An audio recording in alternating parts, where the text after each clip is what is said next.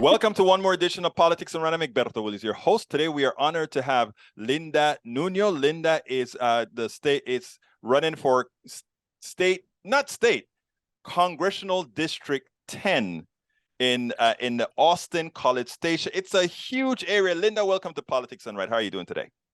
Not too bad. Thank you so much for having me. Thank you so much for the opportunity. And I beg you to have a little bit of patience. I have an accent, so you have to be very, very, very careful with this. It's going to be tricky, but it's going to be fun. I promise you that if anything, it's going to be inspiring. Because if I can do it with this accent, with these demographics, with this, color, with this gender, I bet that you have a chance, and it's time for you to consider to put your name on the ballot, even if you agree or disagree with my agenda. Well, look, Linda, tell me a little bit about you. Tell me a little bit about your history. Why are you representing 10? Well, my story actually began when I was 3 years old. I was kidnapped at 3 years old. I'm a former missing FBI child. I landed in Mexico. I was placed in an orphanage for a couple years. We have issues with CPS, kidnapping kids without the proper guidelines, should I say. We have hired people, social workers that are not qualified to render some of the services. And we have a lot of corruption. We have like guardians ad litem, lying on the stand, court reporters who actually do not type what is happening in some of these courts. And it's just corruption all over, right? And I'm very familiar with it. So we had, I'm a survivor, right? I know what happens behind these walls. I know that rapes are real. I know the beatings are real. I know the cold showers are real. And we had, unfortunately, 122 kids that died last year, since 2019, if I'm correct, 122 kids that died behind those walls. So that could happen to anybody. That could happen to you, that could happen to me. It only takes a malicious person, a neighbor, an ex, a co-worker, any sociopath that wants to mess with your life can just place a call to Child Protective Services, make a bunch of crap. Forgive my language. I'm very fluent in French. And it's a nightmare. It's a nightmare. And unfortunately, it has become a business, right? The lawyers stopped working in the best interest of the child a long time ago. Judges are working just for the next election and how to get endorsements and how to get donations, to get elected. And this has become a mafia. And there's no other way to call it but what it is, which is child trafficking. In the worst way possible. Now we're talking about 22 million parents who have gone through family court and have been derailed by the system. And we're talking like nationwide, right? And we have some parents who have suffered the trauma of parental alienation, are committing like suicide at unimaginable rates. I mean, it's in every 32 seconds you have an alienated parent committing suicide or trying to threat the other spouse. So I think that mental health care is basic. I think that it's important to prevent versus correct.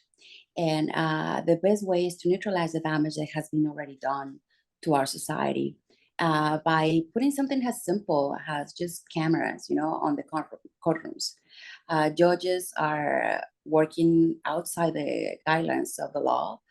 They are abusing that discretion in just horrendous ways. They should be acting as elected officials, not despotic monarchs, and that has to stop, right? We don't have the need also as well for court reporters anymore. We are not in the 1800s. This is not the 1600s. We have something like a software that is Dragon, right? And a machine is not going to type something that you do not say. So there is not bias. And we have to ensure that evidence is actually what is evidence in the basic, definition of it, not whatever you can present in court, right? Or you are allowed to present in court. So the problems that we face are very complex. They're very diverse. And now we're paying the consequences of that. And that's one of the things that inspire me to run. I have been a victim of police brutality. I have been a political prisoner.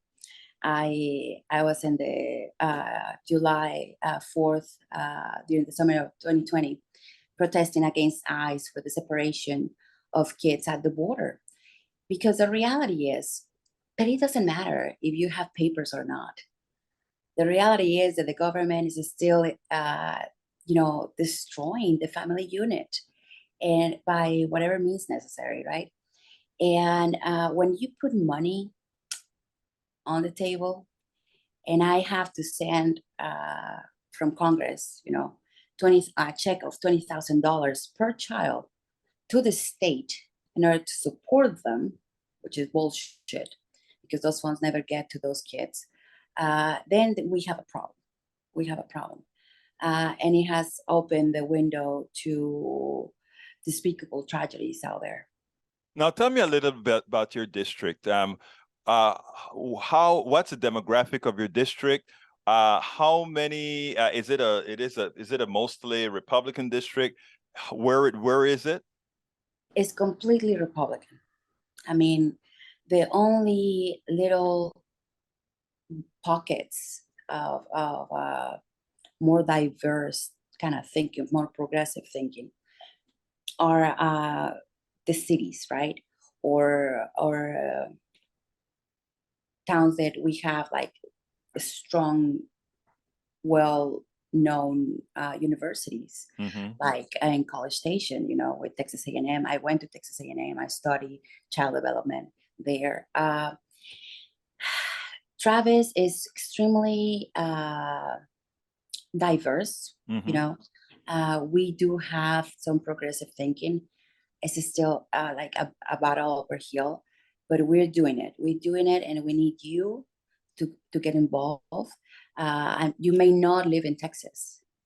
This is not the message. You may not be one of my constituents, but I need you to go vote.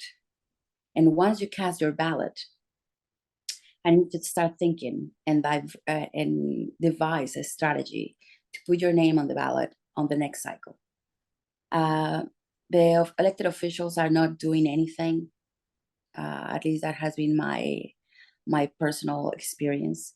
I have heard thousands of cases. I have helped hundreds of people, and things are not changing because we're not changing legislation.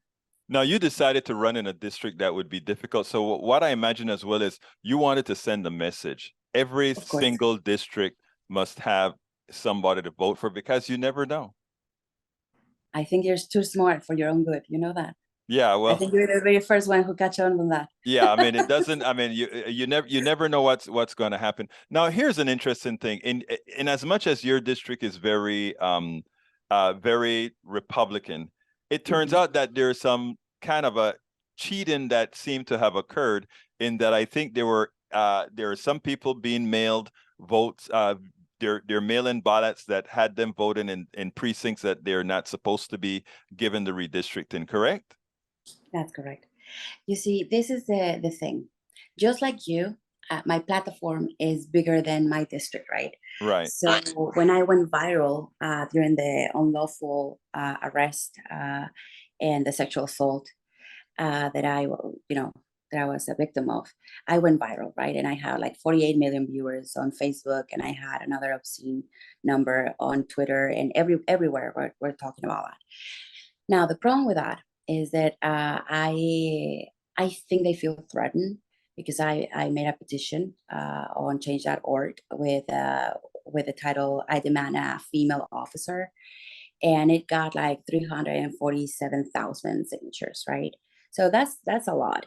And when I saw that number, and when I saw real people actually being empathetic and caring about my child, I was like, you know what? This is an opportunity. It comes with responsibility. It comes with a responsibility to do something about it. So I think they got threatened a little bit, just because of the message or what I represent, right? And although my district may be Republican, the system has failed both ways. I mean, a cop is not going to stop and ask you if you're a Republican or a Democrat and then shoot you. The family court system is not going to ask you if you voted one way or another. No.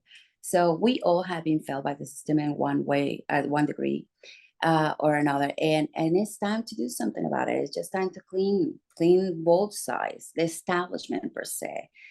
Both establishments are rotten. Don't let them tell you otherwise. Don't let them use That's your the sword activist in behind. you coming out. That's the progressive activist in you coming out. That's what in other words, let's get the message out. So let me ask you, Miss Linda Nuno, why don't you give me a closing statement that you want everyone to hear with respect to our body politic? You don't need to tell me, you don't need me to tell you that democracy is at stake. This may not be 1776, but you have to fight for your country. People younger than you were willing to die for the land that you're stepping on. Sacred land. Countless of sacrifices has been made every single day since then. The least that you can do is to get up on your ass and go to vote. Linda Nuno for Congress Texas 10. Folks, check her out. Thank you so kindly for having been on Politics Done Right. A pleasure as always. Thank you. We spend a lot of time deconstructing the news, trying to parse it into a form that everybody can understand. We try to find those little nitpicks where it flies above the fray, etc. If you really like these videos that we do, I want to ask a big favor. Please go ahead, number one, subscribe to our channel, and number two, please join if you can. Thank you so kindly for watching. Keep watching. Please remember to share. We must populate the entire internet with our progressive message, a message that we know is what most Americans say that they want. So help us, please join.